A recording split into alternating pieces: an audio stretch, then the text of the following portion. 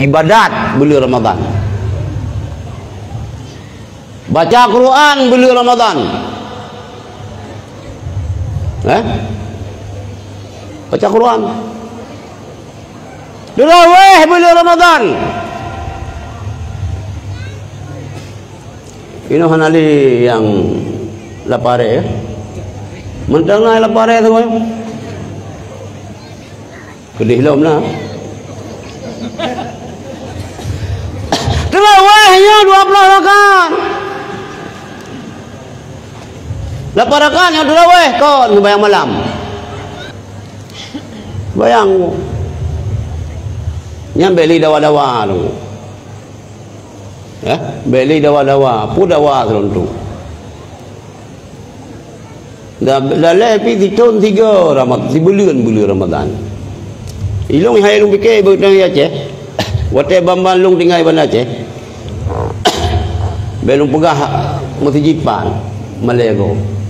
Ya undang ceramah. Hanapat pedang Honda. Kudah jai Honda ba masjidnya. Ngan ceramah ada sebayang Isya.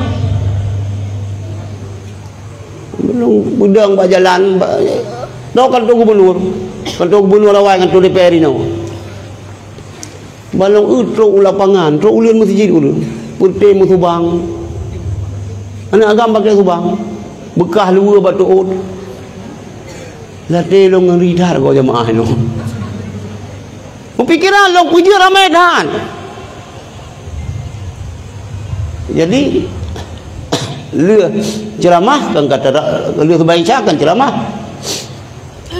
Lian terawih. Lừa Fatihah. Hana payang-payang ayat. Hafiz sih sebahana hafiznya kan baca hana tahu kan. Bismillahirrahmanirrahim. Inna a'tainakal kautsar. Allahu akbar. Rakaat kedua beliau Fatihah, fasholli li rabbika wanhar inna syani'aka huwal abtar. Allahu akbar. Siap kali duduk tinggal, oh rupanya biku rame qul huwallahu ahad 20 rakaat nyan hai lu pikir udah jaya juru semayang lom lapare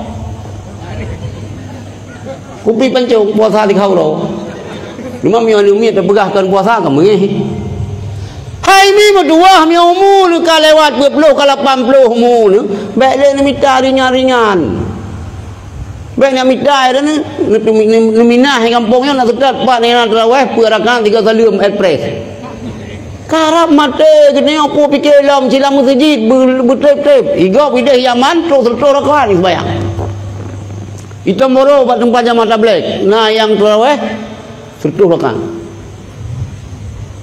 anjir berangkat so mio kira-kira ling baju kerupuk meliang hasil ling baju hudung hasil dah moga-moga tu